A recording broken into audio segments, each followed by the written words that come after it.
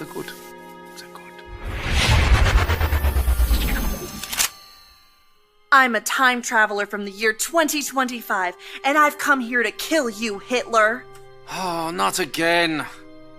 I'm never gonna have enough time to finish these paintings with all of these time travelers trying to kill me. Well, I'm going to succeed. Before you pull the trigger, can I just ask why? Why do all of you people want to kill me? Isn't it obvious? I'm a progressive, a liberal, a fighter for social justice. And you are a fascist who implemented a reign of terror.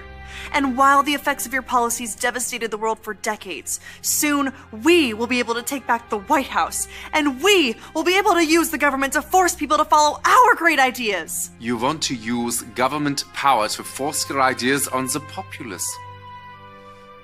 Me too! That's fantastic! What? No. Ugh.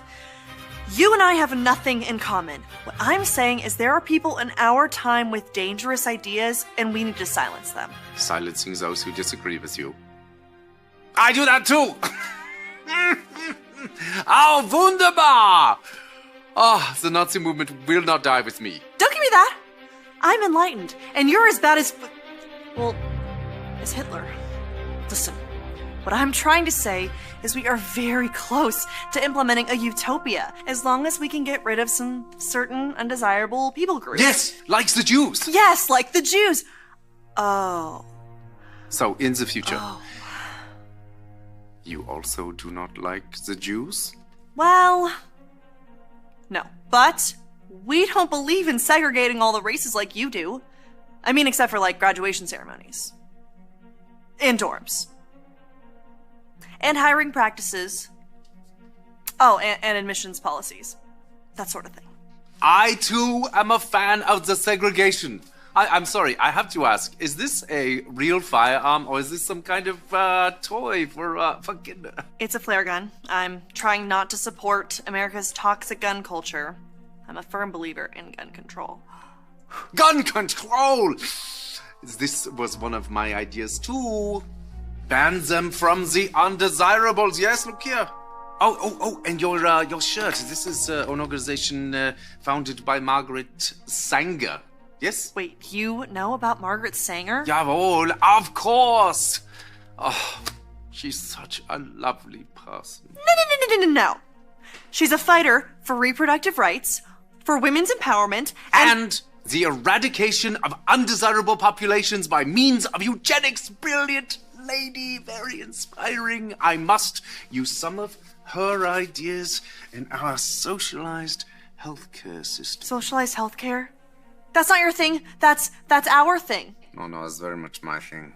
Did you know that Nazi means National Socialist German Workers' Party? Nazi is just more catchy. Nazi. Just rolls off the tongue. No. This can't be true. This has to be some sort of mistake. We are nothing alike. You're Adolf Hitler, evil right-wing fascist dictator, and I'm a feminist restorative justice advocate. And a vegetarian. You're a vegetarian? Me too! Okay, I am so confused right now. I came here with a clear goal in mind to kill the most evil man to have ever lived. Besides Ronald Reagan. But now that I'm meeting you in person, you're not at all what I thought you were. And your painting is actually really good. What do you call it? I call it Ein Reich ohne Juden. Wow. I don't know what that means, but it sounds beautiful. It does, doesn't it?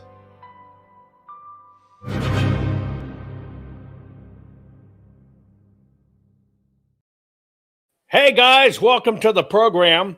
We're going to change it up today because frankly, I'm tired of all the political BS.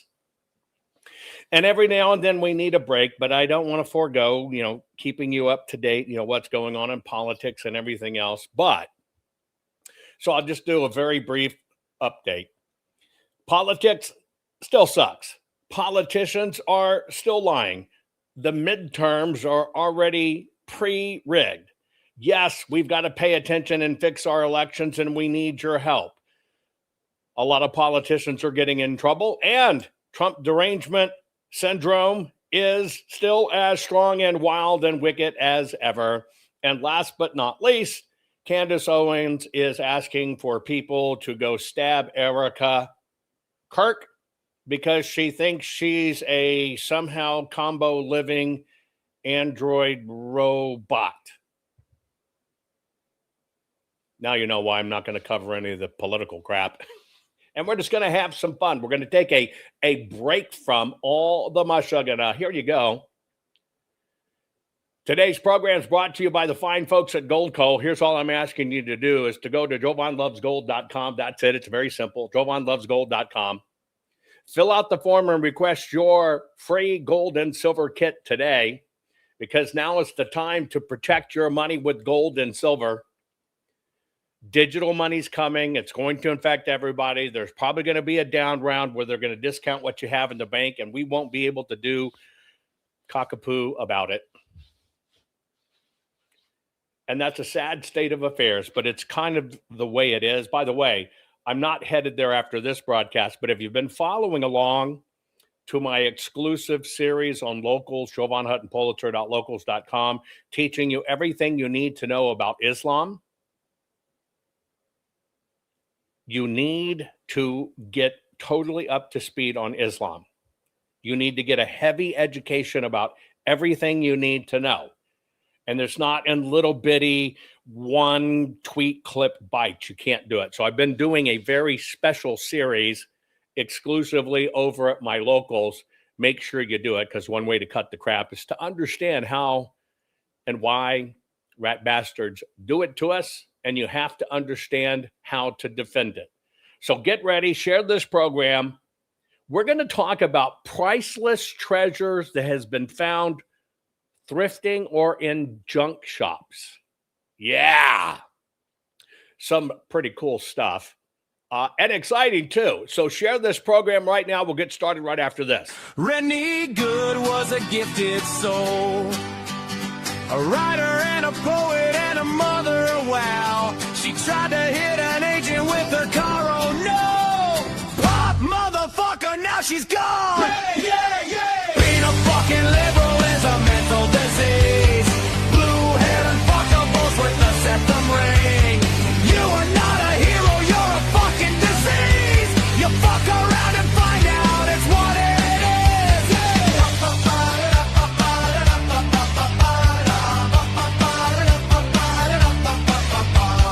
Jeffrey Pretty was a Jewish homo. Started talking shit to protect a chomo. He was getting nicked when he pulled a gun. Bam, motherfucker, now you're gone! Yeah, yeah, yeah! Being a fucking liberal is a mental disease. Blue-haired unfuckables with a septum ring. You are not a hero, you're a fucking disease! Fuck around and find out what that is!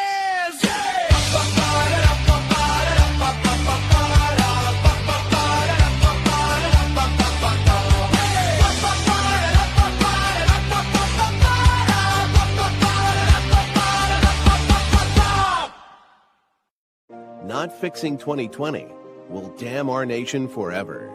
The historic Maricopa County full forensic audit effort processed 20,895,610 digital and forensic images of varying formats, resulted in 208 million individual evidence-proof files. The system processed over 58 billion forensic measurements, resulting in over 2 trillion individual base computations. No hopium, no hype, just hardcore forensic evidence. Please make sure the Maricopa County Full Forensic Audit Archives survive. Donate now. So if you want what happened in the 2020 election fixed, then please donate to protect and secure this historic evidence. Warning. The following program has been rated Gilligaff and is intended for open-minded audiences. If the truth offends you, or if you are allergic to focused intensity, intellectual athleticism, or the occasional F-bomb or even irreverent humor, please switch off now. If your delicate sensibilities need to be worried about or addressed, might we recommend the Underwater Basket Weaving channel to you? Otherwise, sit back, enjoy the wisdom, insight, and wicked sense of humor. Cut the crap.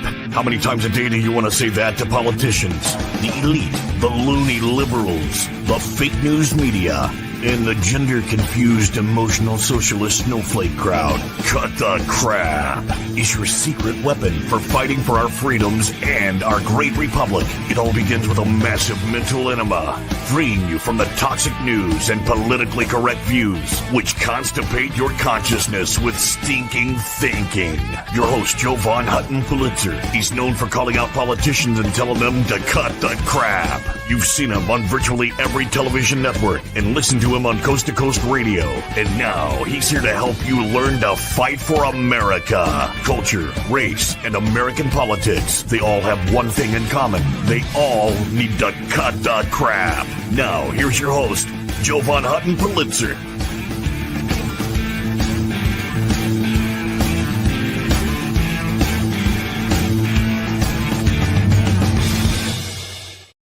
Hey guys, welcome to the program. We're going to talk about priceless treasure. Priceless. Big stuff.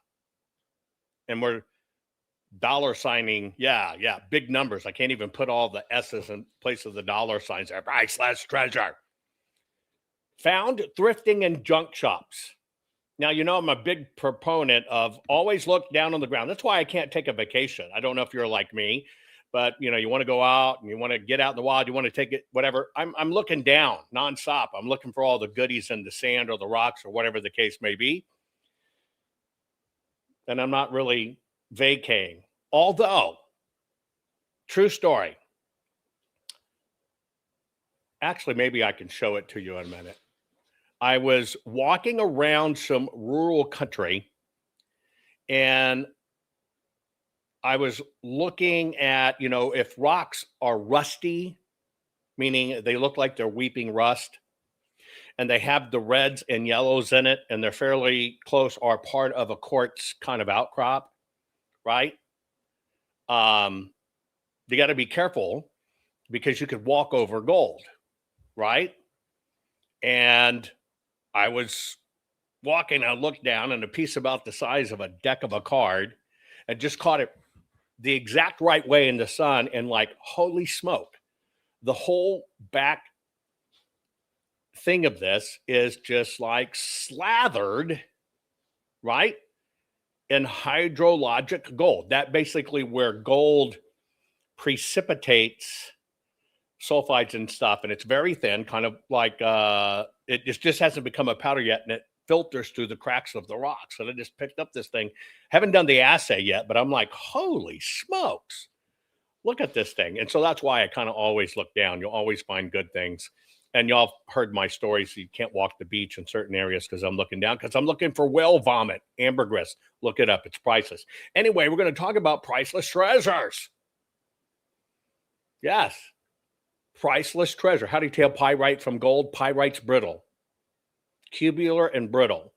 If you found a piece of gold and hit it, you dent it or it would smash flat. Found a piece of pyrite and you hit it with another rock or a hammer, it will shatter. Tell you an interesting story.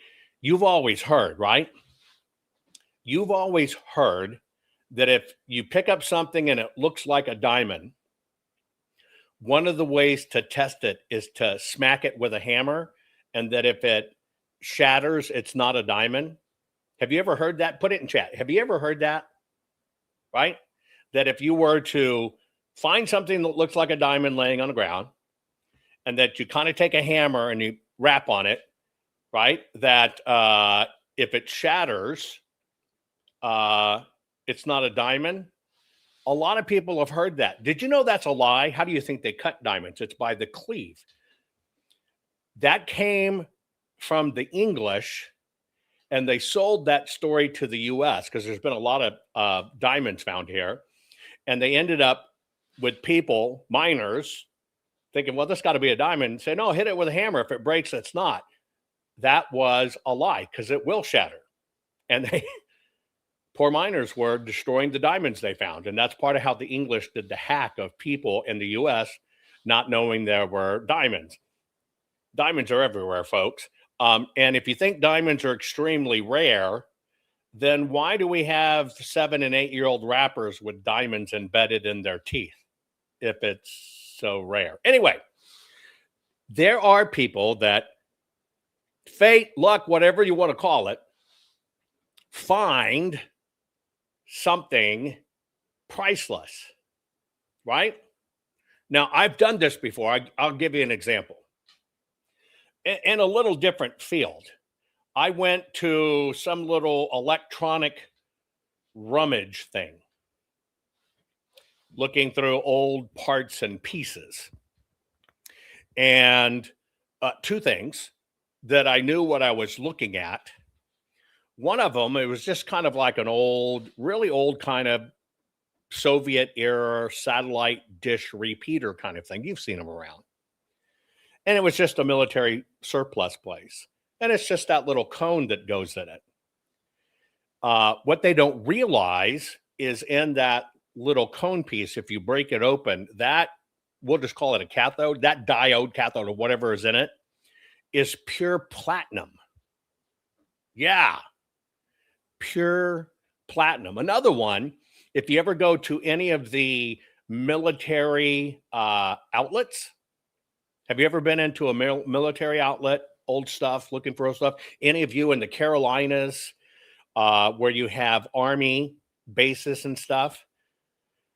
And if you ever go in and you can find bundles of old uniform buttons, you know, buttons for their green jackets, Army surplus. You'll find them in packets. We're talking bags. If you can find the ones that are about 1982 backwards, right? Backwards, you want to gobble them up. Here's why you want to gobble them up. Is because for every pound of those buttons, which is really only a Ziploc bag about this big, every pound of those buttons, according to the military spec that was in play at the time, they had to plate them. They plated them in gold. They weren't solid gold. But for every pound of buttons, they used 1 ounce of gold to plate them. So that means that $10, $20 bag of buttons you could find at an Army surplus store will have $4,000 or $5,000 worth of gold that can be stripped from them. Now, I tell you this because there's things out there that people don't even know what they're looking at, especially snuff boxes. I know that sounds weird. I'll give you 2 other odd ones before I show you stuff. You know what a snuff box is. Maybe your grandparents, great-grandparents, stiff snuff. I like sweet snuff. I used to do it when I was a kid, getting grandpa's snuff, right? But yeah, if you have any of these Army Vets Clubs, go look for them. Find the old buttons, right? Rummage through that stuff. Anyway, snuff boxes. When you can find the early age snuff boxes, antique stores, you want to pay close attention to them because sometimes they'll be marketed as silver. Let me look this up real quick before I tell you. Hang on. Let's see what silver price. Silver right now, an ounce is $79.80. Okay, write that down. We'll call it the strike price. So silver is $80 an ounce. In these thrift shops, looking for, and it's an era of snuff boxes. You want to be specifically looking for the old snuff boxes. Well, way back then, something that looked like silver, but had not really, what is snuff? Snuff is powdered tobacco, right? Powdered tobacco. And people would snort it or dip it, but it's a powder, sweet. Anyway, when you go around looking for these snuff boxes, way back when, they would make knockoffs, and they wouldn't use silver because silver was known to be too valuable. There was another metal that had nowhere near the value of silver, and so they made them out of that to kind of trick the public. Do you know what that product was that they made it out of? Platinum. Now, if you found a silver one, pure silver one, it's worth $80 an ounce. You find a platinum one, it's $2,100 an ounce, $2,100 an ounce. And it's gone up 3 times since I just looked at it right now. That's the stuff they put in catalytic converters. I got some problems going on Instagram. I have no idea why. Wouldn't let me post today. Now it's not taking the stream. Got to figure out what the hell's going on with Instagram. Okay, anyway. So look for snuff boxes. They're made out of platinum, a lot of them. And so you can get little testing kits you can put in your pocket.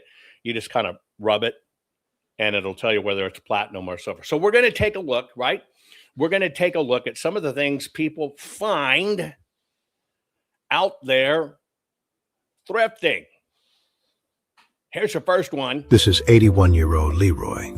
He walked into a Goodwill store in South Carolina and saw an old painting for just $3. It looked like it was from the 1800s. He bought it and took it home, but didn't tell many people about it. About a year later, his daughter-in-law brought it to Antiques Roadshow to get it checked. The expert said it could be worth $20,000 to $30,000. That was already a big surprise. Leroy decided to wait and later sent it to auction, hoping it might be worth even more. The painting was later found to be from around 1650, made by an artist from the Flemish School in Amsterdam. It was sold at an auction in Massachusetts for $190,000. Leroy decided to share the money with his son and daughter-in-law. He will use his share for home improvements. This is an original painting, not a reproduction. Follow Pastel for more antique stories. Pastel's a great account to follow on Instagram. I wonder what's up with my Instagram. They regularly screw with me. I should have known this morning something was up when I couldn't post the promo, and now I can't run the program, but we'll figure out what's up. They do it kind of regularly. These are some of the things that if you have a keen eye and you look at it, you might stumble across things that can make you wealthy. And sometimes it's the oddest things that people don't think about. Let me show you something from the mineral world, and we're going to talk a little bit about minerals later. Let me show you this one. This is a nugget. That's a gold nugget, folks. Now, the one on the right, you gotta realize is a replica. I just want to let you know. But this is called the Welcome Stranger Nugget. It was at the time. There's been one bigger, by the way. The largest gold nugget ever found. This was found by those two fellows on the left, John Deason and Richard Oates. 62 kilograms. Let me do a quick mathematical figure today. Hang on. Let me ask. Hold on.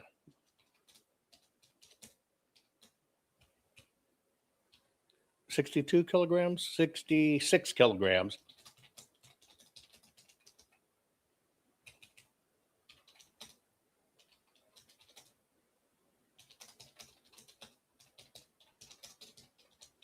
Let's kind of see what it is. I'm kind of do this stuff. Yeah, it's over 100 pounds. Let's see what that. Oh, damn it! I did the wrong number. Hang on.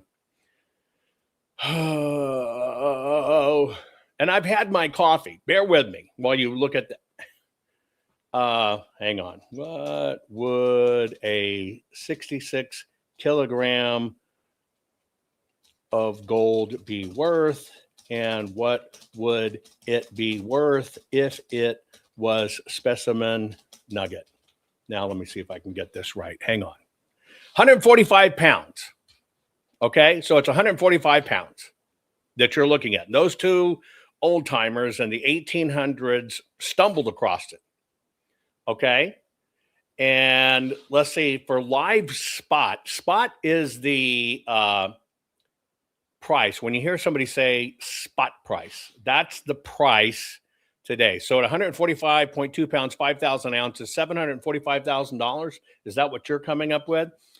Yeah. So the live gold price right now is $4,799.85. And that's 2,121.95 troy ounces.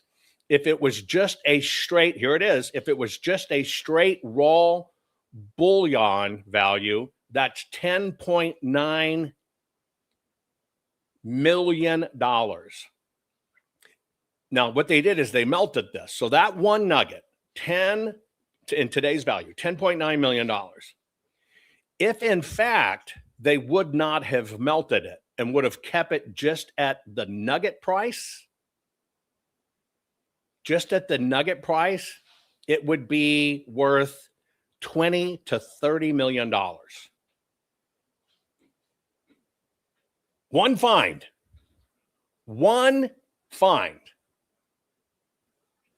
I'll give you those numbers again. 66 kilograms is 2,121.95 troy ounces, which is how gold is measured. 4,799.85 is troy ounce bullion today. That would be 10.19 million just in the melting value. If you compare it, if it was a kept specimen value, that's called specimen value, keeping it together, it would be between 20 and 30 million bucks.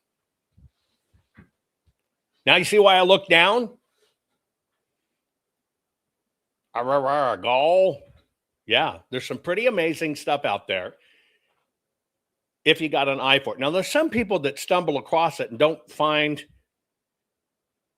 until afterwards that it was worth something. Is this the right one? This is Terry Horton.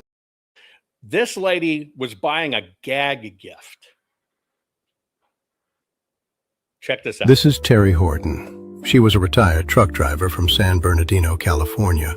She walked into a thrift store and paid $5 for a large, abstract painting as a gag gift for a friend. It was too big to fit through her friend's door, so she kept it. She tried selling it at a garage sale. An art teacher stopped and told her to get it checked. It might be a Jackson Pollock. Horton had no idea who Jackson Pollock was. She looked him up and realized what that could mean. She had the painting tested using forensic methods. A fingerprint found in the paint matched Pollock's known prints. Collectors came with offers, $2 million, $9 million. She turned them all down. She believes it is worth $50 million, and she is not selling for less. She paid $5. She has been offered $9 million. The painting is still sitting with her. These are original pictures, not reproductions.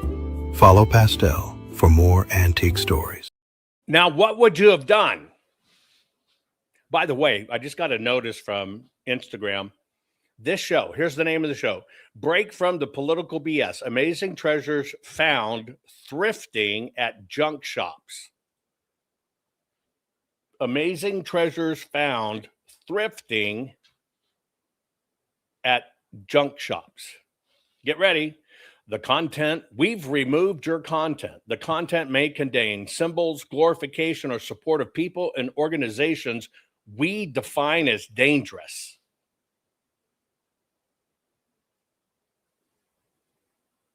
Right? We defined as dangerous.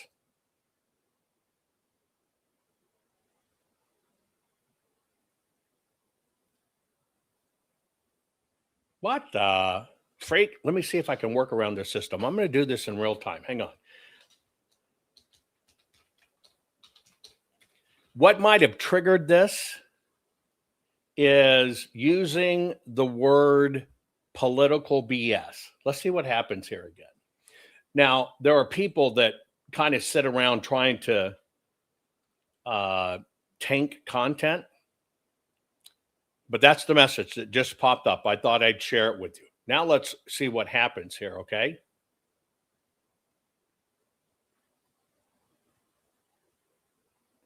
Content may contain symbols, glorification, or support of people, organizations that are dangerous.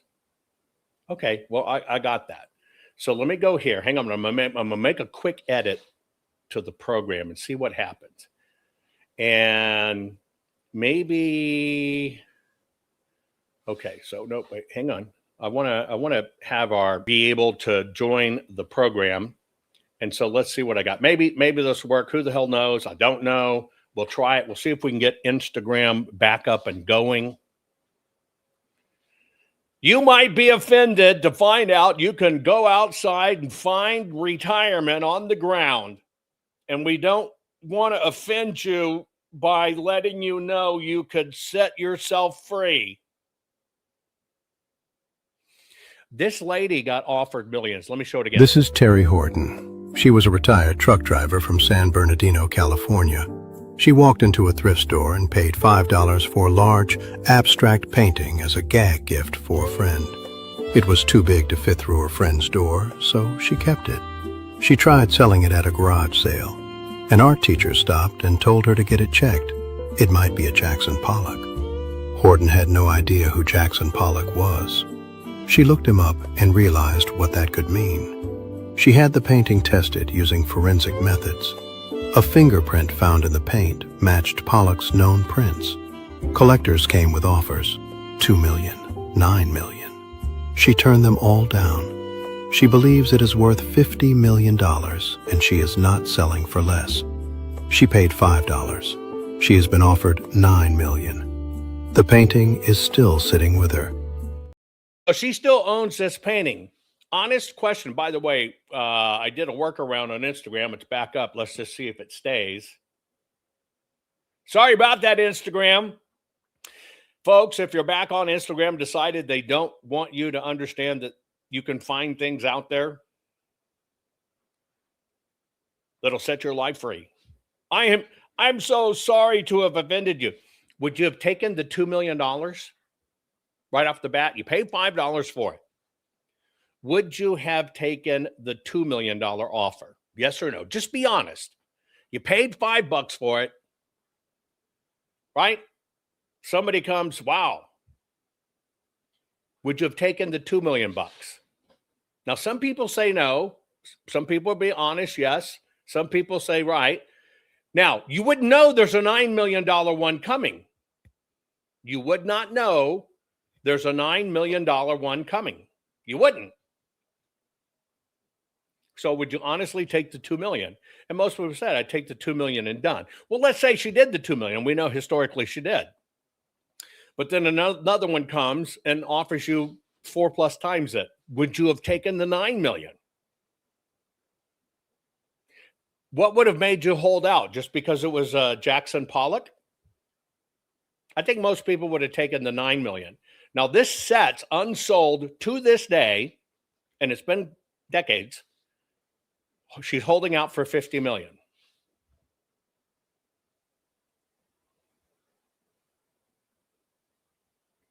Do you want to know how art really works and why painting sells so much? Do you actually know why painting sells for so much?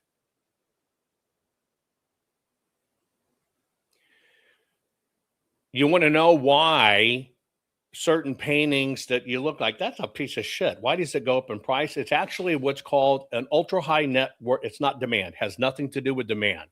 Ding, ding, ding. Ultra high net worth individuals. And I'm sorry to tell you this. Okay, I'm sorry to tell you this.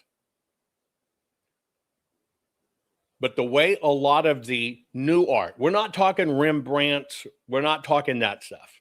When you see some of this bullshit stuff, and no, it has nothing to do in the beholder's eye.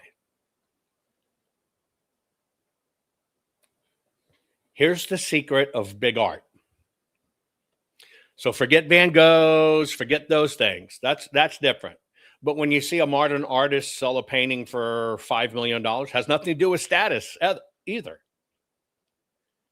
What will happen is a group of people will get together and decide to elevate an artist. And it's primarily a big liberal racket. And what they will do They will take said piece of art and they will put it in an auction.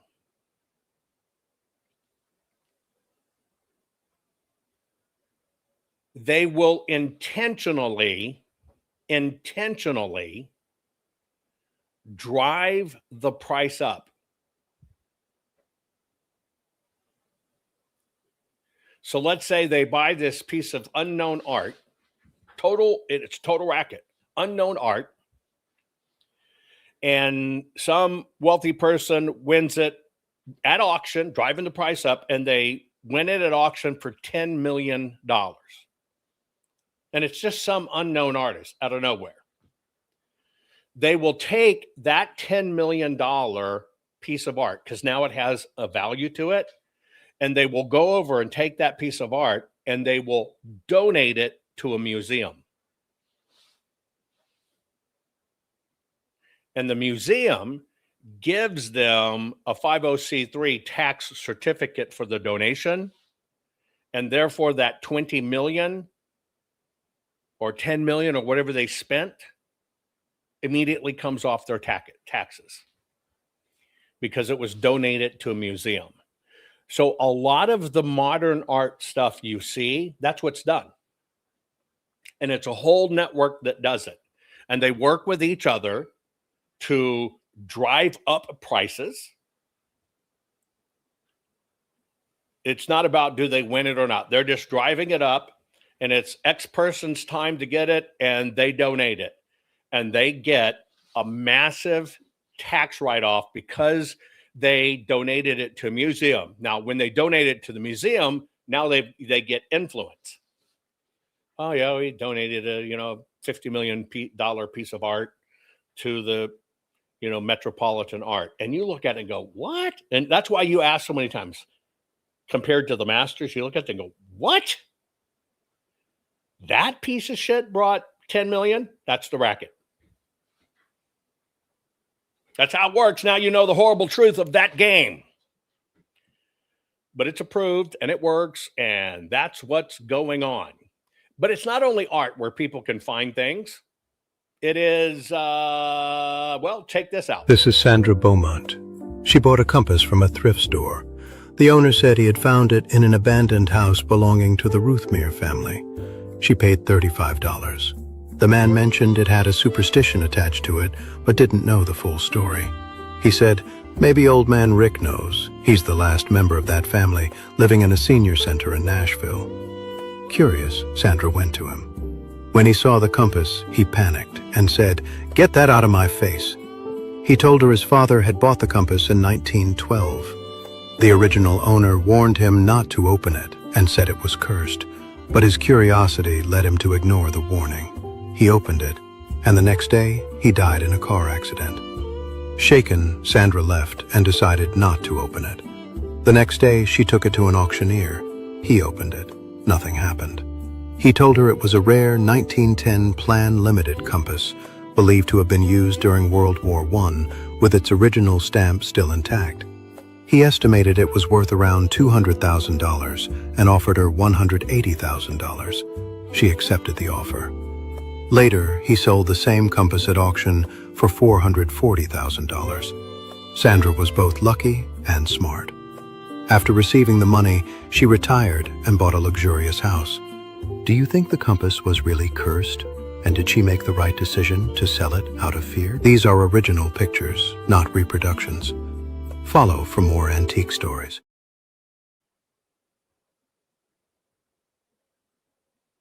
Isn't that awesome? Oh, by the way, part of the art rig that's out there, why you see such ugly art today, it comes back to the Communist Manifesto that said they have to destroy the art world. That's why we don't have sculptures and all this beautiful art. And we got ugly buildings and not great buildings, because part of the breakdown is they promote things that are obscene as art. Like one of the ones that went for a few $1 million was a mason jar.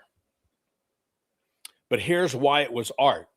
Because in that mason jar, the artist took a cross, put it in the jar upside down, and pissed in the jar. And that went on tour and sold. It's to mock. Well, you can tell what it's designed to mock. But that's part of the undoing of art. Like the one artist that sold a piece of art. And I think, let me just double check. Hang on.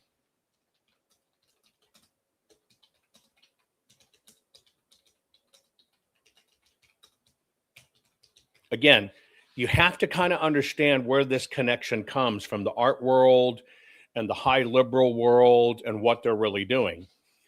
But they'll do this. But it sends a message mocking God. But see, when you do that and mocking God, they get it on tour. It gets press. You got to understand how it works. This sold for $6.24 million. Okay. I want to see first who is the buyer. Hold on. And then I'll tell you what it is.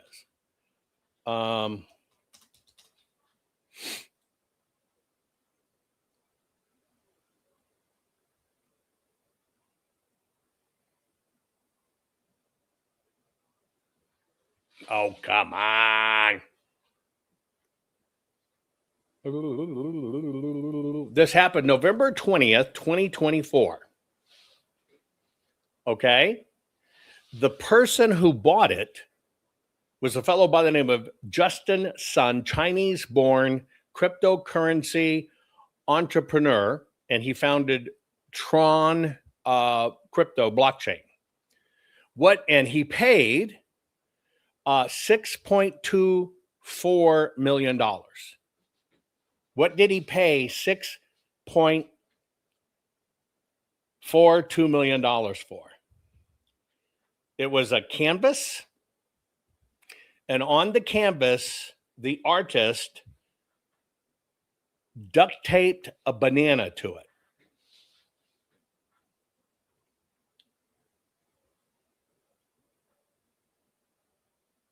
Duct taped a banana to it.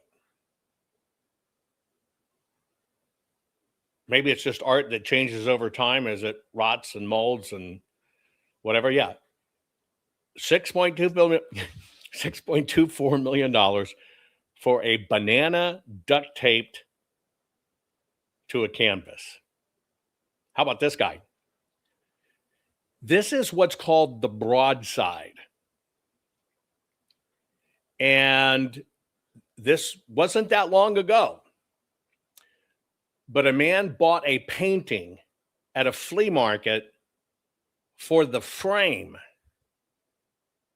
He bought the painting at the flea market for the frame. When he took the cheap painting out of the frame, there was an original copy of the Declaration of Independence behind it. It had been folded. I assume somebody put it there to protect it from the light. Yes, behind this cheap piece of art, and he wanted the frame. And by the way, framing stores, you can go to the framing stores and get frames, and they can be wildly expensive. I do it at the Goodwill. You go at the Goodwill. It's not for the art. Sometimes you'll find great stuff, but the frames sometimes are $700-800 frames you get for $10. Now, provided your art has to be to that dimension of the frame, but it's still, with a mat, you can do wonderful things. This sold in 1991 for $2.4 million. Yeah, $2.4 million. Folks, what we're doing is we're talking about things that have been found out there thrifting, right? Thrifting, or junk shops. And I'm showing you some of these amazing finds, like this one. One of the original Fabergé eggs, a scrap dealer found it at a flea market somewhere in the Midwest. He knew it was gold. And he bought it because it's, this is a solid piece of gold carved. It's completely different than what you think it is. And it ended up, he bought it for $14,000. He ended up, he later identified what it really was. And it was egg number 3 in the collection, 33 million bucks. 33 million bucks. And it was setting in the Midwest. By the way, Instagram's back up. Do you know why Instagram said it was potentially violent content? Look at the name of the show. BS. See it where it says political BS? That is what AI picked up and said might be harmful or dangerous.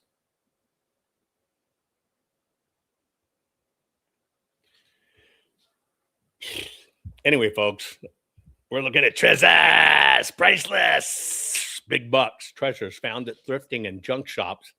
I'm kind of giving you a tour of these things, and some of these things are really impressive. This is Ariana Jade.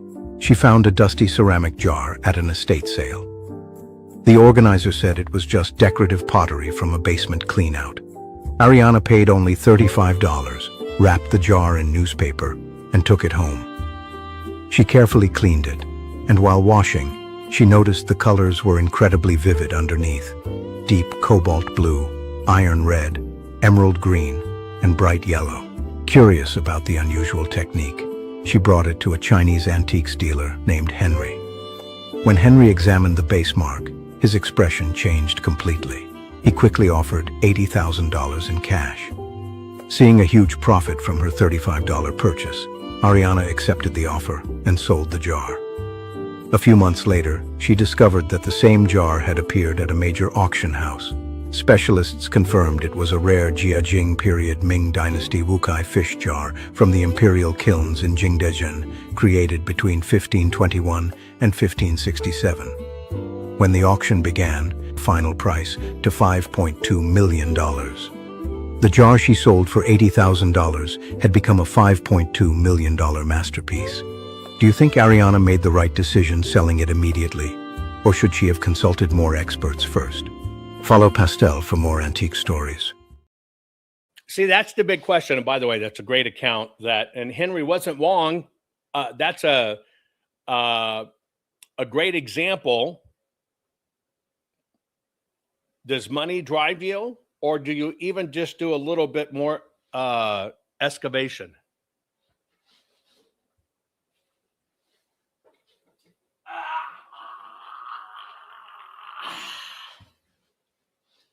If you really notice my background, somebody says, look at that.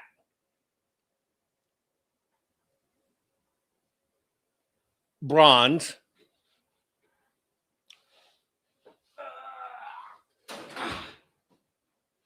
From a very specific age. It's a food dog. And I was lucky enough to find the pair. The pair. Right? Some things you just don't sell, you'll kind of hang on to, right? Because it's not really worth selling. I'm not sure a lot of these are really worth selling if they just go into private collections, right? But yes, I have the pair. That's what's even rare. It's called a food dog, FOO dog. Let me tell you what a food dog is. Hang on one second.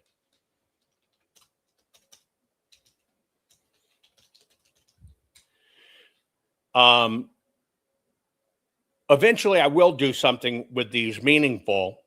Food dogs, Chinese guardian lions are what they are. They're not actually dogs. They're used for protection, power, authority, prosperity, and guardianship. You can see how it looks over my shoulder, right? And there's one male and one female, and that's why it's so rare is to have both. Because you have to have the yin and the yang, and I got them, right? And that's where knowing the information makes a difference. Yeah, some people think it's a background. No, there it is. That's where knowing the information can make the difference. Yes, Chief, since he's my dog, is a Jew dog. That's a little bit different. And when we make and mix flour together, he makes Jew dough. Anyway, that's a pair. Liberty Mom says, I didn't know Jovan has a pair. I have a great pair. An exceptionally high quality pair, just so you know, right? Anyway, food dogs are absolutely great. But what we're doing, folks, just for fun, because I'm tired of the political BS, right? Priceless treasures, right? This is where it pays to become, pay attention, somebody who studies little bitty odd pieces of information, just so you know. And if you collect it for trivia persons, you're actually known as a spermologer. But it's good to kind of follow these things to do them, because it can kind of train your eyes into these things, right? That you kind of never knew were out there. I'll give you an example. Look at this. This is Julio de Dos Filho, Brazilian. He found this nugget. And by the way, the nugget was kept intact. And today that nugget approaches about $15 million in value. It's called the Welcome Stranger. The Welcome Stranger nugget. I could dig that. Hey, welcome, stranger, come here, right?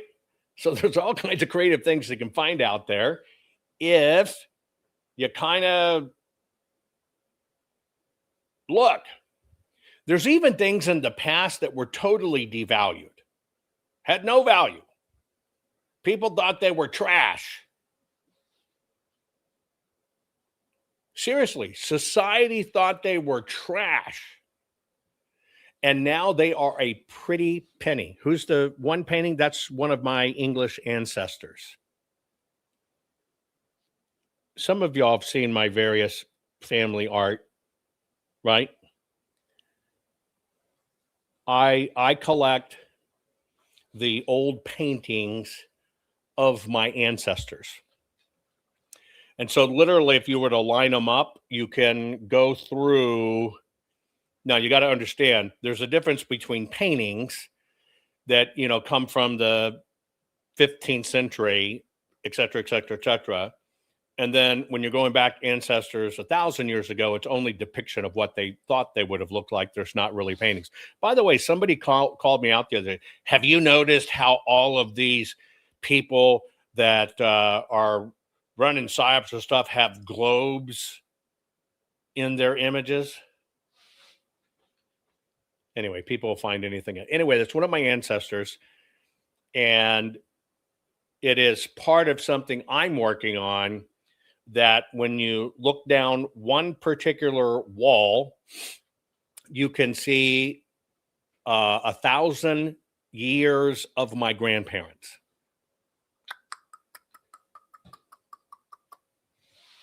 And so it's been one of the things I've been working on for a very long time. But you can see 1,000 years of my ancestry on one wall. And you can go on, it's probably Amazon or some of the other book dealers, right? My family is an exceptionally unique family going back in time. I have it to even before the 1st century, by the way. And it's just a unique historical piece of family. Of course, I'm a history nut. And so that's kind of one of my things. Joe says, I purchased a cast iron railroad sign for $500, and a year later immediately sold it for $4,000 on eBay. There you go. They exist. Joe, you're the bomb, man. Isn't that awesome? They're out there. They're out there, right? They're out there. Anyway, so that's all we're doing, folks. We're just having a little bit of fun, taking a look at things out there that people found. right? And knew what they were or suspected they were, right? Bought them, some unsuspecting, and they found them. Let me show you another one. And this is its finished form that I'm going to show you. But the fellow bought it in its rough form. Now, he was a fellow in the know. It was in Wyoming, I believe. And he was literally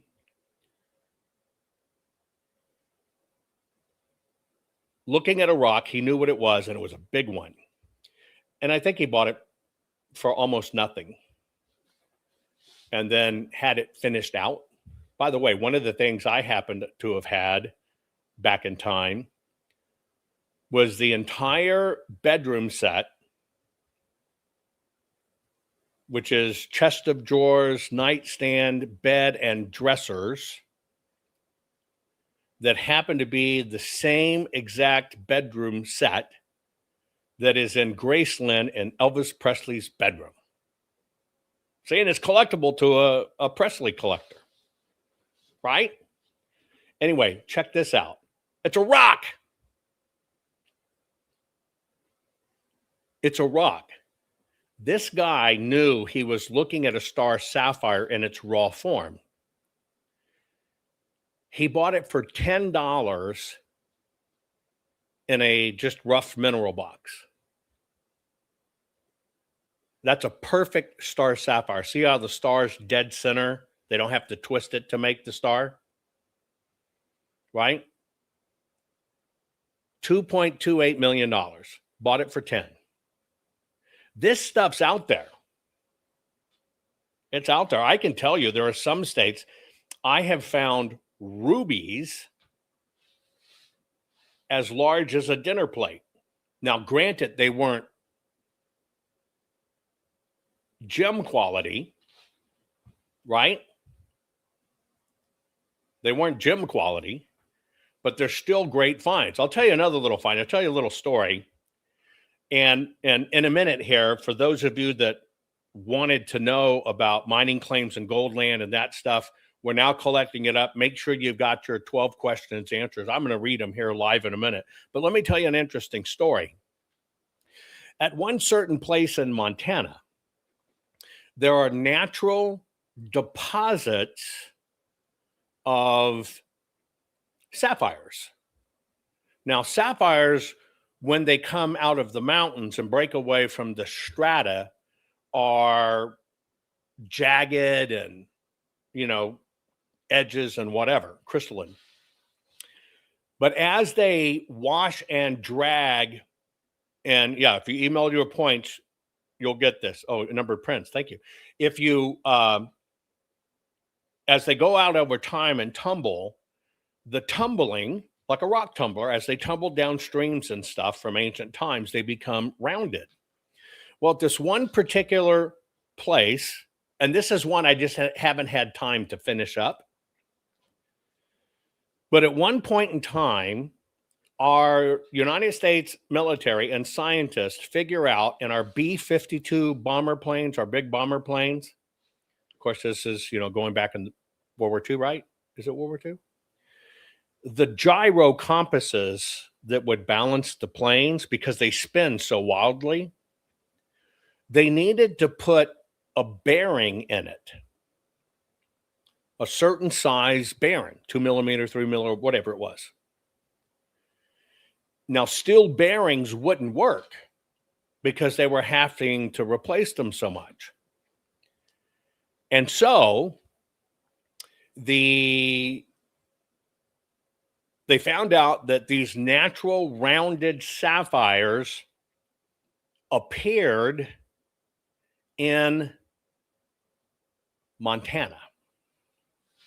So the United States government came in and hired miners to mine the sapphires, and it only wanted those that were that specific millimeter, right? We're talking about that right there.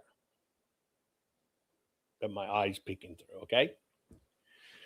Well, the miners found a massive amount of sapphires, but the government only wanted and would only pay for a specific millimeter. So anything that wasn't in the right millimeter size, meaning larger, the miners just chunked back in the dirt.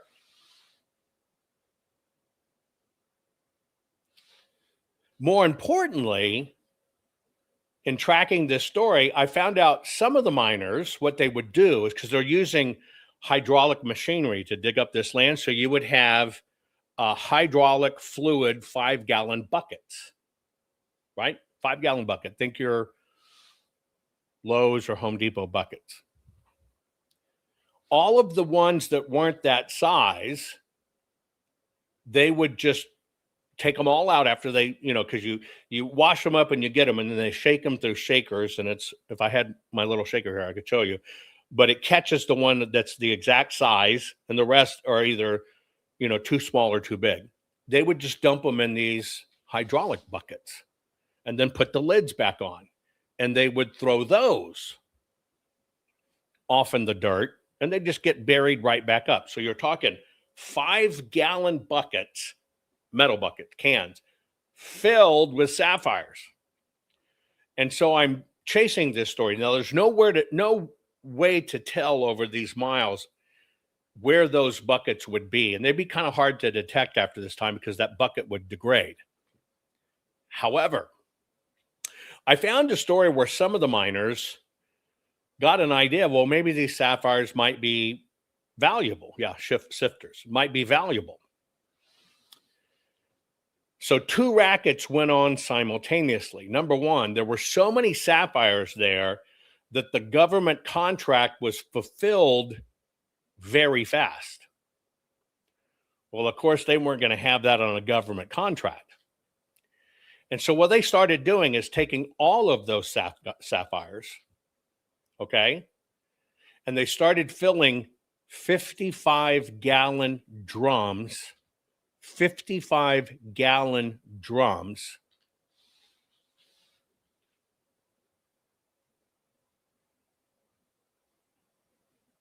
Sorry, Stair Ray, but a 101-year-old father passed away. Sorry about that, but what a great long life. Our condolences. Anyway, I'm reading Rumble Chat. Anyway, so the miners conspired against the government and started claiming it was hard to find these sapphires. It's not. And so they started taking all the sapphires, and in the 55-gallon fuel drums, they started filling them with sapphires. But they were worried to get found out. See, what they wanted to do is they just wanted to keep on having a regular paying job. And they couldn't do anything with these sapphires. And so they started filling 55-gallon drums, but they needed to hide the evidence that they were cheating like this. And so what they did is, on a big flatbed truck, think something in the 1940s, they loaded these 55-gallon drums. Let me see if I can get a measurement. Hold on.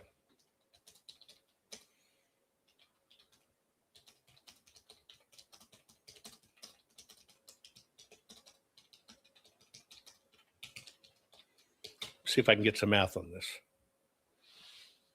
I'm going to try to find out how many. 101 years old. That's great, right? 101 years old. Okay. So here's the measurement. A 55-gallon drum is 208 liters, or 208,000 cubic centimeters. 1 carat is 0.2 grams. Okay?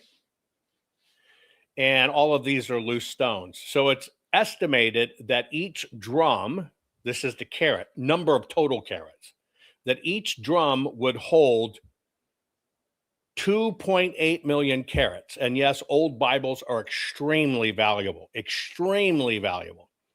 Anyway, 1 55-gallon drum will hold 2.8 million carats. Got it?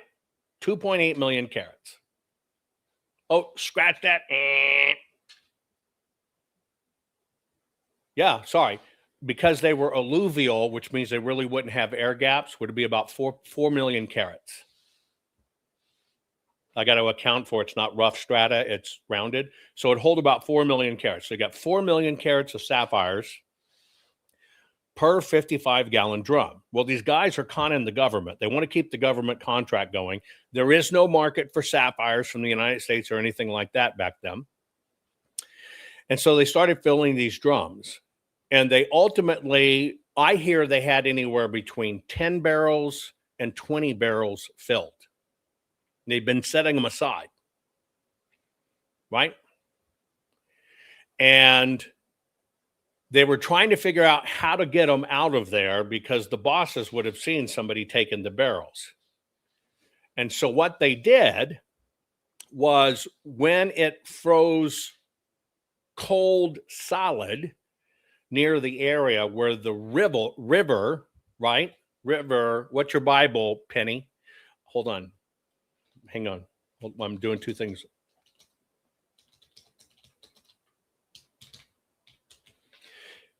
So when the river froze and the bosses weren't looking, they decided, because the river's only, a couple hundred yards across, they decided what they'll do is they'll drive this truck across the river to not have to be seen taking barrels out of it, because it's a very long way around, right? And going across the river, which is normally solid ice, they hit a weak spot and that whole truck went down. So if there were 10 barrels, there was 40 million carats. 40 million carats. I found where the camp was, I know where the river was, and I know the general direction they're heading. And it's one of the expeditions I've never been able to mount because there's various considerations, and I got to figure all the great geological floods because of something that big like a truck. Now, the barrels would have probably scattered, but you want to find the truck because it's the easiest to detect by side scan sonar and work your way backwards. So it would be anywhere between 40 million and 80 million, 40 million and 80 million carats. By the way, whoever said that, Penny, hang on. What's the name of the German translation you have, Penny? A Bible from the 1500s. Here's what I need. I need the title page, the publication, the printer, publisher, and the year, and I'll help you out. But anyway, literally a Bible from the 1500s, like you say you have, if it's damaged or incomplete or even just a common one, it's going to be worth $2,000 to $10,000. If it's in fairly good shape and you know where it came from, it'll be $10,000 to $50,000. If it's some of the important source ones, it'll be $30,000 to $100,000 in value. And if you'll give me the stats, I'll tell you what it's worth. Just put it in there. Okay. So as you see, there's common household things. So sapphires, think about that. See, I'm a mind smarter guy. Why go dig your ass off when I could put same amount of resources and I'm just mounting an underwater campaign and all I got to do is find this truck?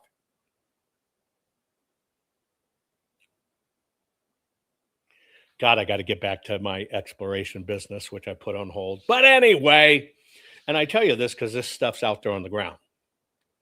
There's true wealth out there, folks, right? And by the way, I would have to do it as a mixed air dive, right? Which you saw our team do on Curse of Oak Island. We did a mixed air dive. And the reason you do a mixed air dive is going down by a tank, you got 20 minutes. You're going to use 10 of that, half of it just getting on site from top to bottom and no orientation. So you only got 10 minutes to work. But doing rebreathers, we can stay under 24 hours at a time. Anyway, it's just one of the things I hope to get done before I pass. Here's what we're doing, folks. We're talking about priceless treasures found at thrifting stores, etc. People just kind of found something, right? And go, hey, that's it. And so, but I was telling you about useless stuff. That's how I got on the stories of sapphires, because those guys at that time, it was just useless. Just useless.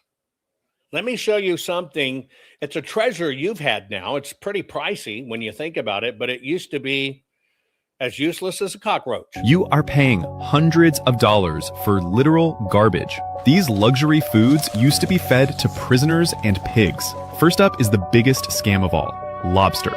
You think ordering a lobster makes you look rich, but before the 20th century, this was bottom feeder trash. White people refused to touch it, so they fed it to indentured servants and slaves. Then they started feeding it to prison inmates, and you will never believe what happened next. The inmates literally rioted. They started a massive uprising because eating lobster was considered cruel and unusual punishment. They actually had to pass a law capping lobster meals to 3 times a week. Now you drop $100 on a fancy tale to impress a date. You are flexing with prison rations. But why did they hate it so much? Because eating pure protein when you are starving is miserable. With no fat in your diet, it tastes like chewing on... Isn't that wild? Yeah, the cockroach of the sea used to be prison food. We talked about the other day, just couldn't find the video. And that's how some things that you thought no value at one time have incredible value now. Somebody said, I think it was artist said, my particular way of doing things is I rather research it, and it directly comes from my great-grandfather. My great-grandfather was said to be a very lazy man, right? And the reason he was said to be a lazy man is because when everybody else was picking cotton. Now, I don't know if you've ever picked cotton. I've picked cotton. I don't know if you've ever, one of my jobs was swimming the rice paddy, where the water goes around the rice paddies. You got to swim through it and break up all the clugs so it flows well. Anyway, my great-grandfather refused to pick cotton. And he took a world of shit for it. If you've ever picked cotton, boy, it'll rip your fingertips apart. You're cracking it out of kind of like a pecan shell, and you're pulling out that little dab of cotton. Well, what my great-grandfather did is he said, screw that. And he waited till the very end, and then they would, pitchfork up the cotton onto the wagons to take them to the market. And hang on, I'm going to check the price.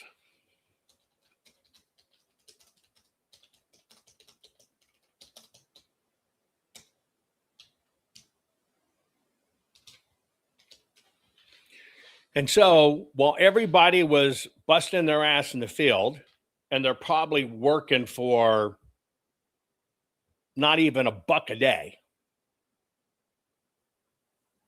So they're going to bust their ass. They're going to be out in the heat. They're going to make their finger bleeds and everybody else. They were working, right, for that $1 a day, maybe. My great-grandfather said, screw that. Now, he had his own wagon, and he had a horse team. And so he would wait till all the cotton picking was done. You can still see this to this day, by the way. It's money laying on the freaking ground. And so you've probably noticed, if you ever been through cotton country, even putting it in the big trucks, little specks of cotton blow out. Well, you can imagine in their times it was far more prevalent, okay? And so what would happen is, while everybody picked it, he waited till it was done, and they're transporting it to market, and he would pick up everything that fell by the wayside, and it doesn't fall in wayside and cotton balls.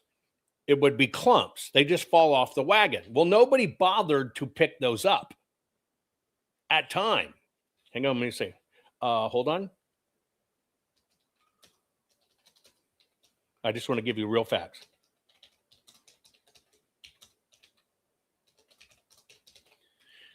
And so while the wagons are going into the mills, he would just set up behind them. So the first thing he would do is when they left the field, here's all these little cotton out there. He would basically pick the perimeters and stuff clean right there at the road.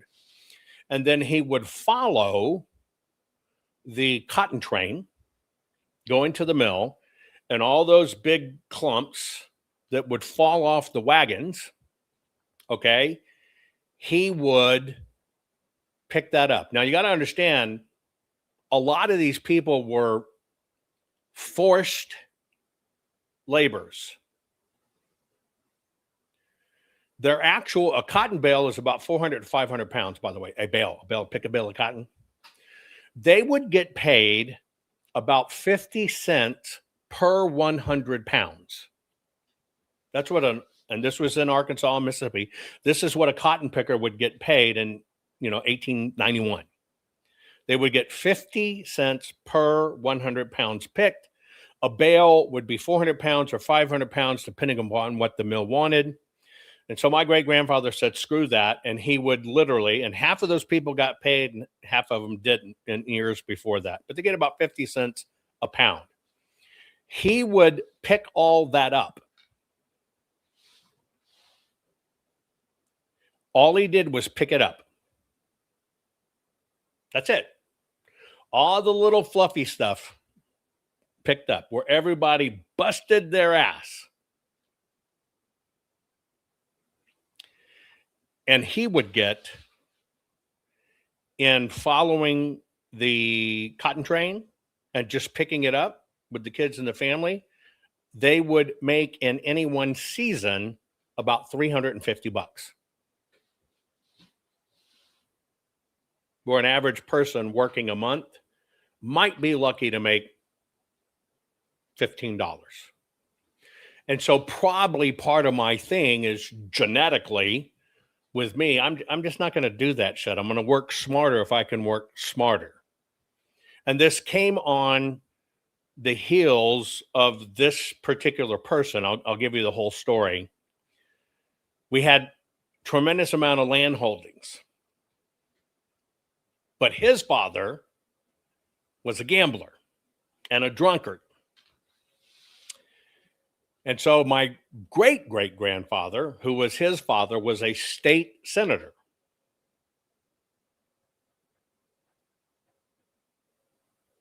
And he literally, in a card bet on a riverboat, put up the family's 10,000 acres of land and lost it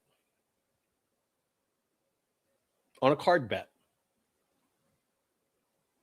And it completely changed the dynamics of my family from that time on. Everything lost. And so his son, which was smart enough to know that the family was smarter and better and whatever, my great-grandfather, that's why he kind of had the pension. I ain't doing that shit. I'll just work smarter. And they were able to survive and have a very nice life by surviving. But yes, that addiction of gambling and drinking devastated our family. And so my grandfather, this great-grandfather's son, he was creative as well.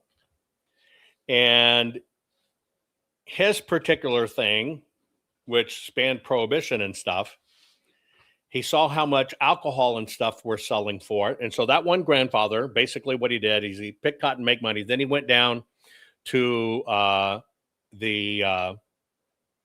Florida. So grandfather on one side, he used to run the rum for the Kennedy family. And so while he was delivering the mail, he would run the illegal liquor in the mailboat and deliver it. That's where he made money. And then my actual grandfather from the one that my great-grandfather picked up a bale different. When he saw the price of liquor, and he, being as white as they come, opened one of the most successful juke joints, true thing, in Mississippi, of all places. and was able to keep the family afloat with a dozen kids, him not being there, but running a juke joint and making sure the money got home. So I guess you got to kind of be creative, right? But yeah, my family lost all their holdings in a freaking card game. Anyway, try this one. This is Jessica Vincent. She raises polo ponies just outside Richmond, Virginia. She and her partner stopped at their local Goodwill to unwind after work. She spotted a large red and green striped glass vase in one of the aisles. She picked it up immediately. She said she knew it was a nice piece, but had no idea how nice. She could not believe nobody had picked it up before her. She paid $3.99. At home, she noticed markings on the base indicating it was made in Italy from high-end Murano glass. She posted photos in a glassware Facebook group. The responses came fast. The vase was designed by Carlo Scarpa, one of Italy's most celebrated architects and designers, and produced by the renowned glass company Venini. It sold at a Chicago auction house for $107,100 to a European art collector. Jessica called it her Christmas miracle. She bought a new trailer for the horses and said she would never stop going to Goodwill. These are original pictures, not reproductions. Follow Pastel for more antique stories.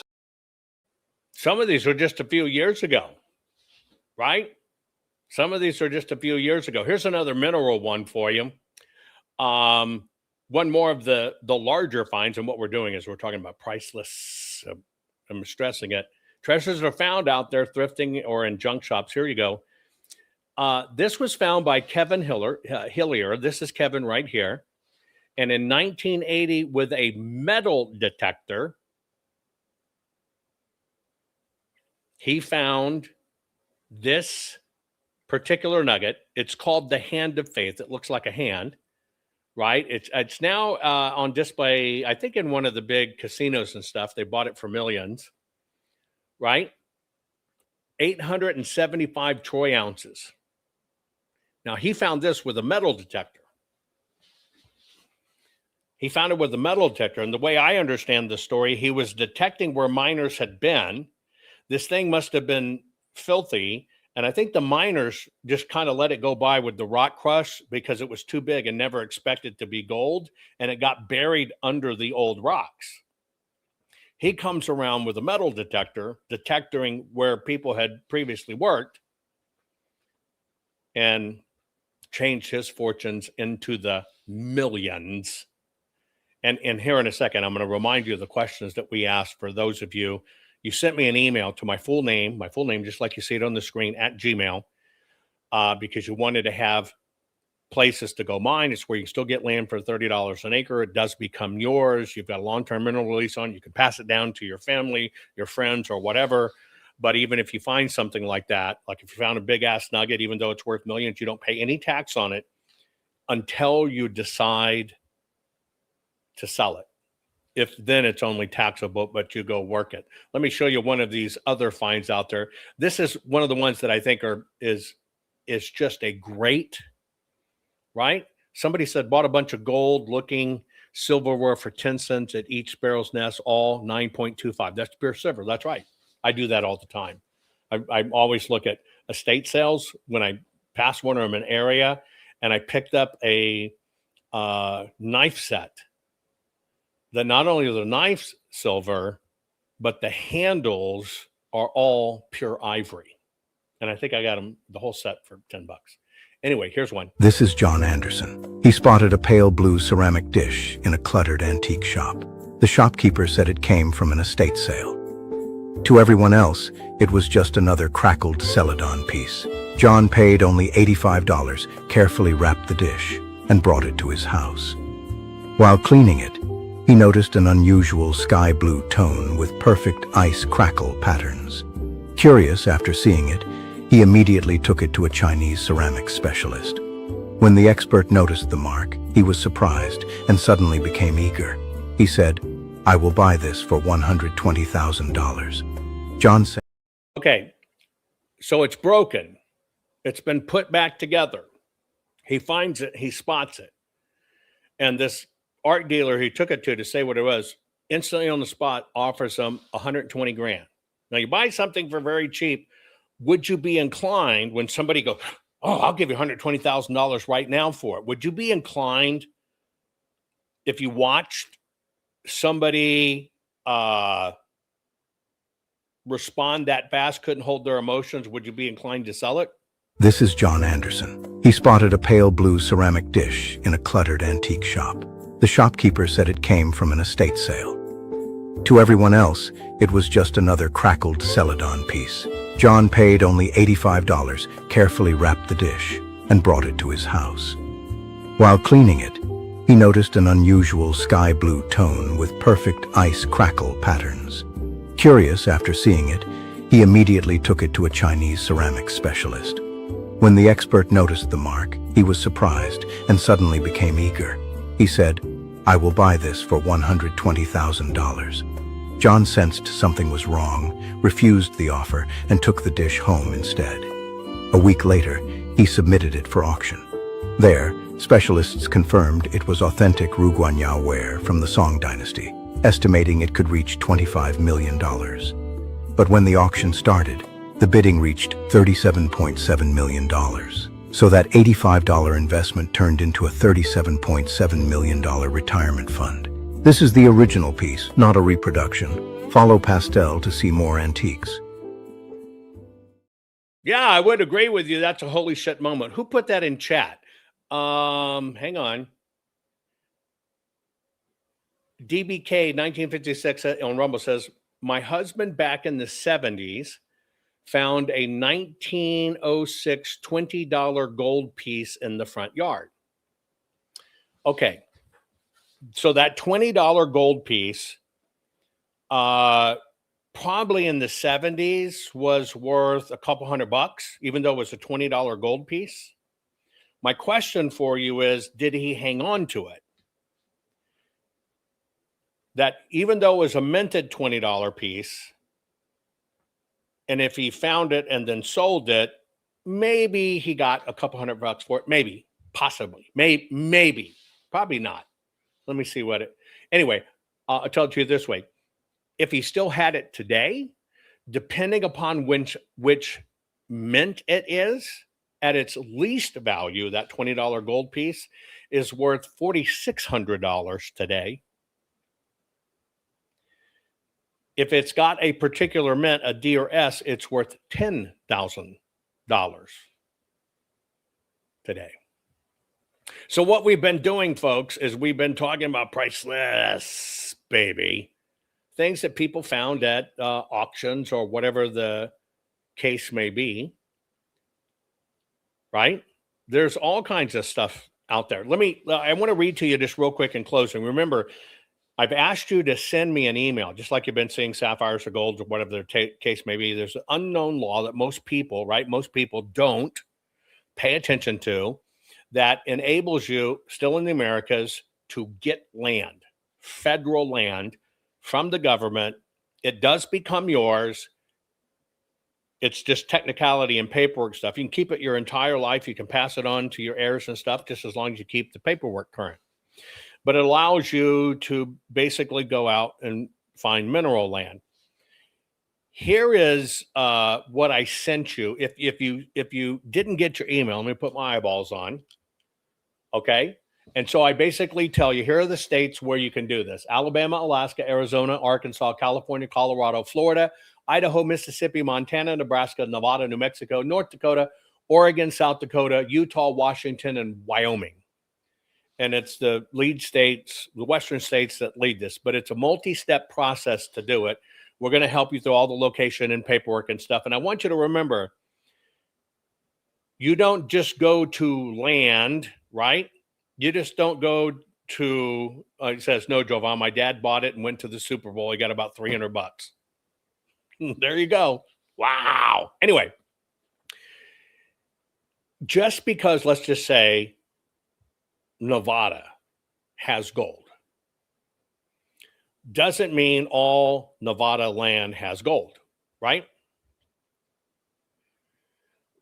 The two rules of gold are as follows. Gold is where you find it. That's kind of a duh. But you're not going to find gold predominantly or minerals or anything like that where it has not been found just because it's in a near proximity or in the same state or even the same county. That is not the way it works. And so part of this is us doing the deep research for you to make sure you are, if you want to find platinum or you want to find silver or you want to find turquoise or you want to find jade or you want to find diamonds or sapphire or gold, whatever it is, or combos, to make sure you're matched to the closest place where finds have been found historically recorded, and then you work the geology backwards. I'll give you an example. And I'm going to give you a wealth story because it created $1 billion wealth. A fellow, I think the name of the books is Diamonds and Water and Ice, Fire and Ice. It's a great read. I used to give the book away. It's a fellow by the name of Robert Fripke. And he set out on the search for diamonds. The way he did it is he knew there were general diamond areas. And so he started looking in the creeks and streams. And so what did we do? Let me see if I can find just a picture. Hang on. So you understand what it is.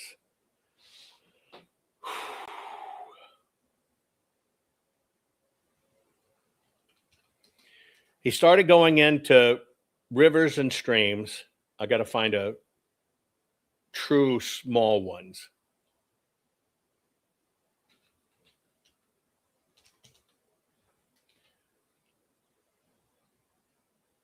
I just kind of want to show you the scale.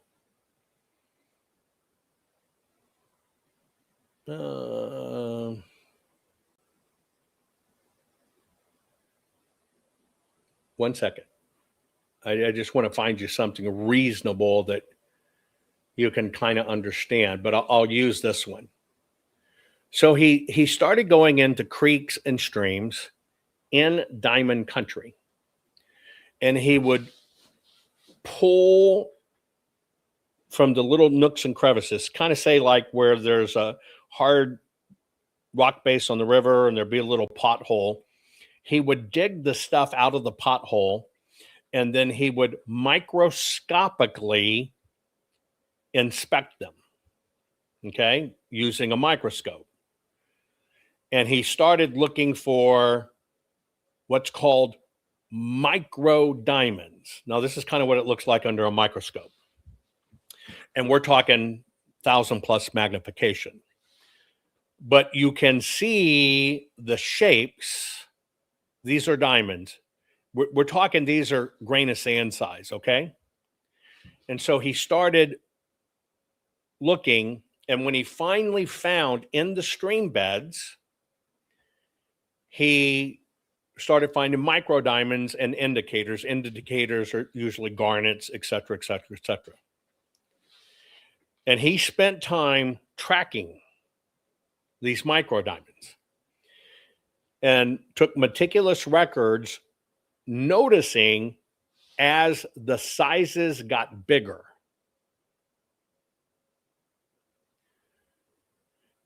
What he realized is as the sizes of the micro diamonds got bigger, what was that an indication of? What was an indication of, I'm closer to the source. Heavier ones are going to stay farther back. Tiny, tiny ones are going to flow down. And so he kept on working it backwards and working it backwards and working it backwards.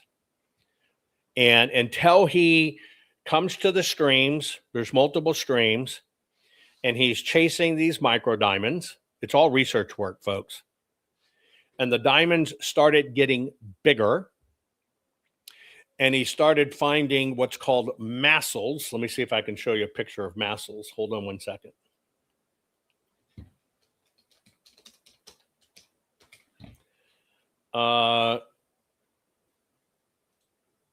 Here's a massil. One second, let me get it on my screen. So the first ones I showed you, you see how they're a bit rounded? You're going to still see the crystalline structure in it. But as he's going through these things, and he's running them down. He's looking for them to get bigger. And where in the hell is that picture I just did? Hold on. He's looking for them to get bigger, and he's looking to find massels. I'll show you a different way. Get on my screen, stand by.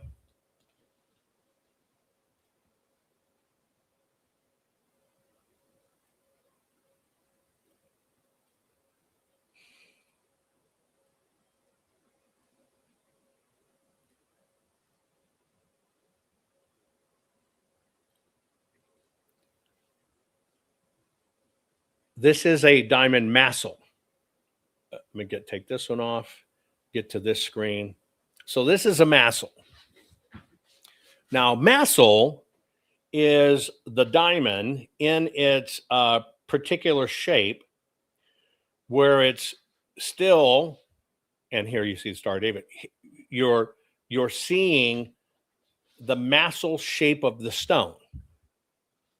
Okay? And in finding the massel shape of the stone, as they got larger and he starts finding massels, see, it's those points that chip off over time the most. That's the weakest point in it.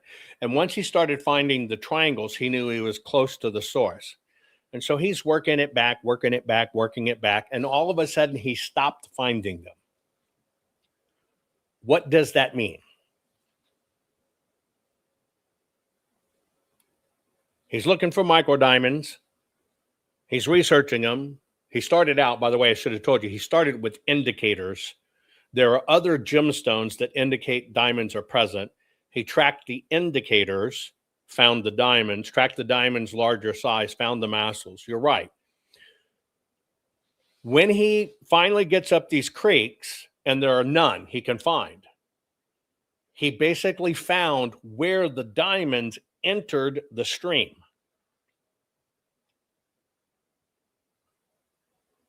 It meant he was on it. He was on where they went from the ground and got washed into the stream. It's the same for gold. If you were looking for gold in a river and you find little specks, but you keep on working the creek and the river and they get bigger and bigger, and then they stop being flat and they start being round, and then they go from being round to you see bits of quartz in it, but they're not polished, they're rough, right? They got a lot of sharp edges and they got quartz in them. Well, then when you find that, you're basically where it's breaking out of the mountain. Anyway, he chased this up. It is what built what was called the Rio Tinto mining empire. It was worth $1 billion from, and all he did was put in the footwork. Never mind. He just put in the footwork. Doing this is science, and that's why I tell you, if you wanted one of these places, you use forensics to understand how to get there and what you're doing. It's not random chance. Anybody can go, I'm in Nevada and here's some land and I'm going to mine here. Does not mean anything's there. Does not mean anything else. So I'm going to go over real quick the questions I asked you, because this is part 2 before you get to part 3. The questions I asked you, which you should have replied to. Don't worry, nobody's been forgotten. You don't have to send me multiple emails. Nobody's been forgotten. It just takes a little bit of time. I asked the question, what type of terrain, right, suits you best? Desert, river or stream, mountain or forest, or all of the above? And these have codes by them, A, B, C, D. You kind of put in what it is. Second thing I asked is, what are the minerals that best suit your needs?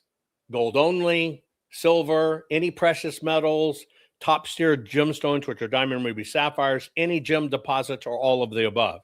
Then I asked you, what is your priority and wanting land like this? Are you really wanting to do it because of the mineral claims? Or are you just wanting to do it for recreational use, or you just want to use it because you have land, have a claim, and you can pass it down to your kids as long as the paperwork's kept current? So I asked you that. Then I'd basically tell you federal law says you can have between 1 and 10 of these, and they're 20 acres a pop. Boom, boom, boom, boom, boom, boom, boom. So I asked you, how many single 20-acre parcels are you interested in? question, was that right? Or I asked you if you've ever done this before, you've had any.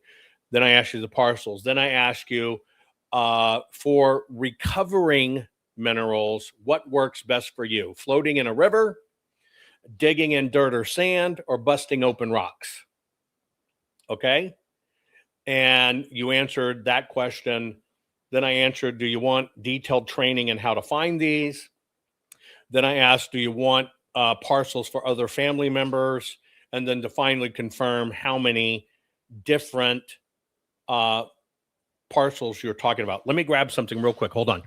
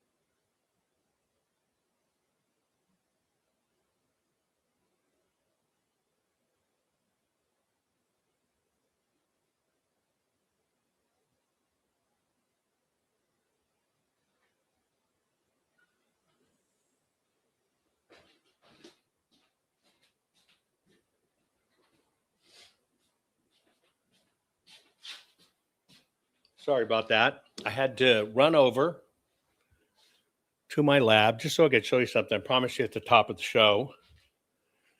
So it's not too late to get involved. Nobody has missed it. Don't worry about it. Nobody will be left out. Nobody will be left out. Okay? Anyway, would you walk over a rock like that? How many rocks like this have you seen on the ground? Let me see if I can get a good focus. Put it in chat. Have you ever seen rocks like this on the ground? I have family in Redding, in California. Anyway, have you ever seen rocks like that on the ground?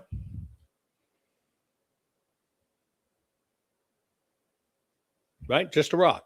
Now, the first thing I'm going to show you, okay, can you see the little bit of the reddish tint in this rock? Now, if you're looking from afar, you can kind of notice the reddish tint, which will kind of give you your iron in the rocks. And so you're looking for iron indicators. Let me show you the little top of the rock. Can you see that red there? So now that's the bottom of the rock, but you see that red in there? And you kind of see there's sulfur and yellow. It's kind of red. It starts getting sulfury, rusty. This is what's called rusty over here. Okay. Those are, if you were just looking at rocks, those are the things you're looking for. But you probably would have walked over that, right? Let's see if I can get it to shine for you. Dang. There you go. Look. You see that? That's all gold. That's one little bitty piece of rock. Now, this is on the hydraulic side. And this is where hydrologically it comes to the ground. It's tiny, tiny particles. And as it flows through those irons and sulfides, it deposits the little bitty specks. There you go. But if you wouldn't have known to look for the red, right, you never would have found it. Most people would have told you that's an Indian sex stone. Do you know why you would think this was an Indian sex stone? You know what an Indian sex stone is, right? Yeah. That's the first time I went out with my cousin when we were kids. I'm picking up, what's this? Because we're picking up artifacts. He goes, that's an Indian sex stone. I go, an Indian sex stone? What's that? He says, just a fucking rock. Yeah, just a fucking rock. Well, you would think this is just a fucking rock.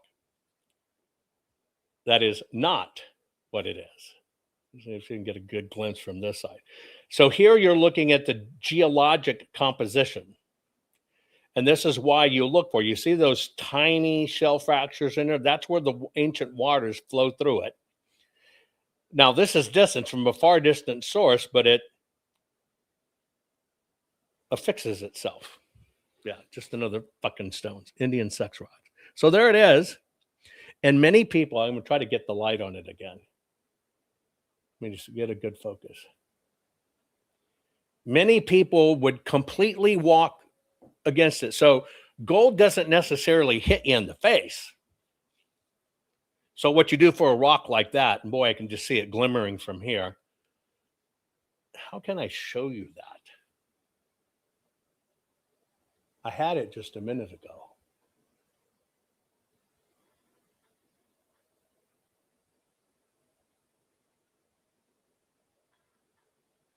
There you go.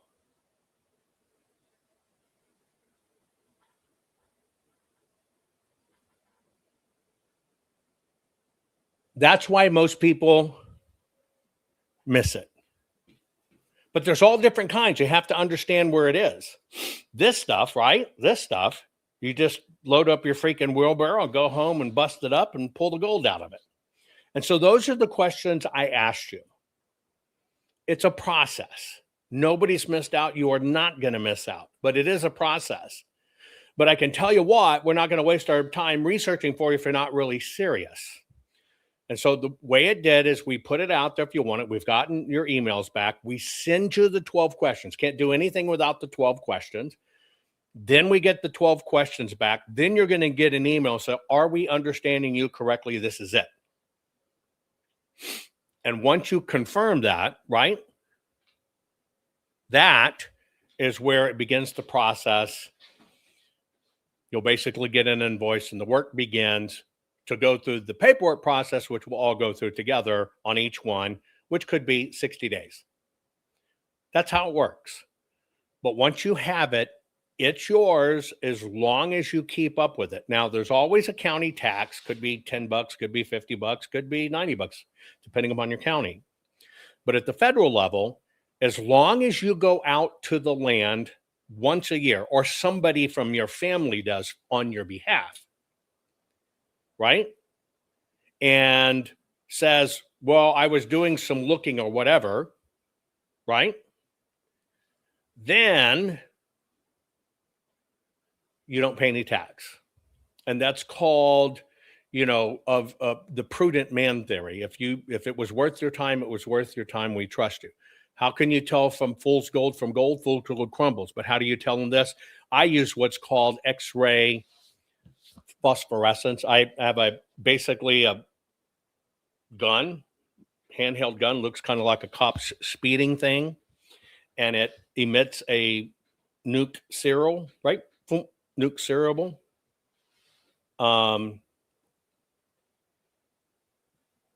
It will tell you the incredible composite.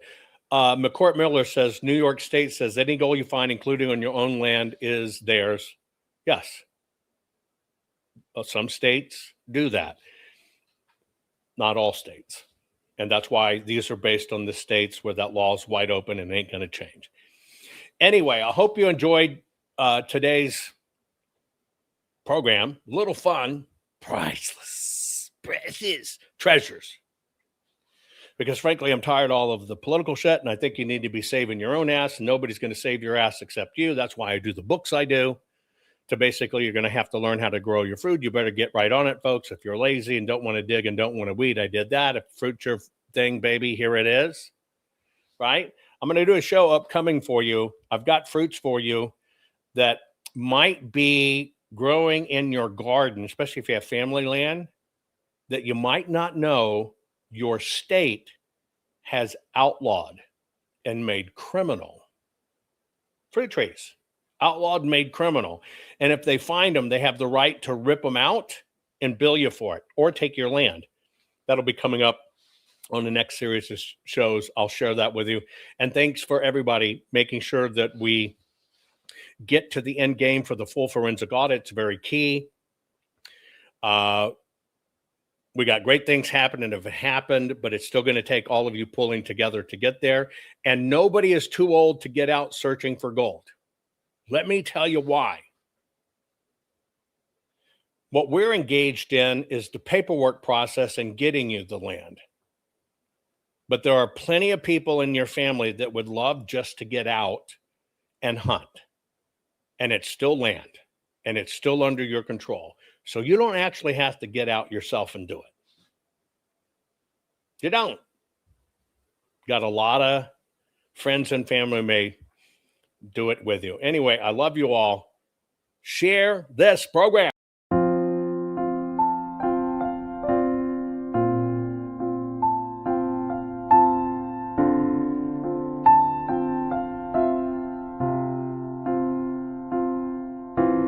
You fight for free and fair elections,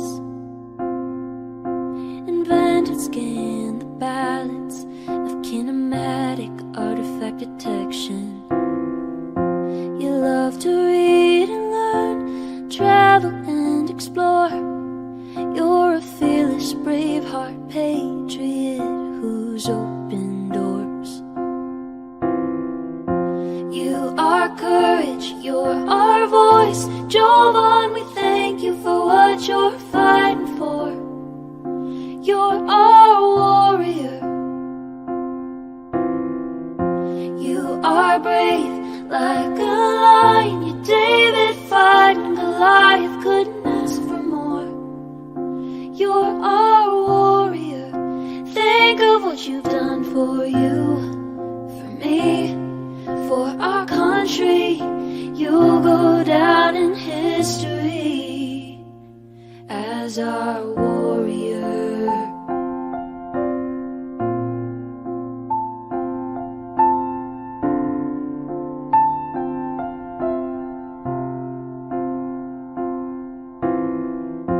You lead by God and always do what's right.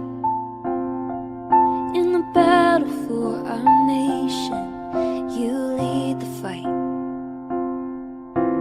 We pray for your safety, the armor of God to protect you from all of us. Here's a thank you for all that you do. You are courage, you're our voice. Jovan, we thank you for what you're fighting for. You're our warrior.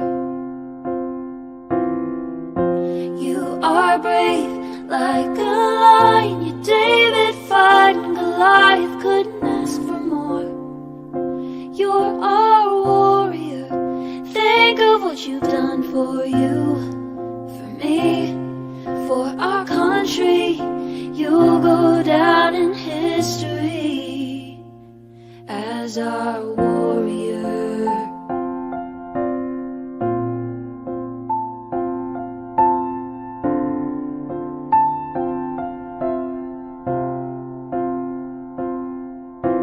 Jovan, you're a hero we stand behind.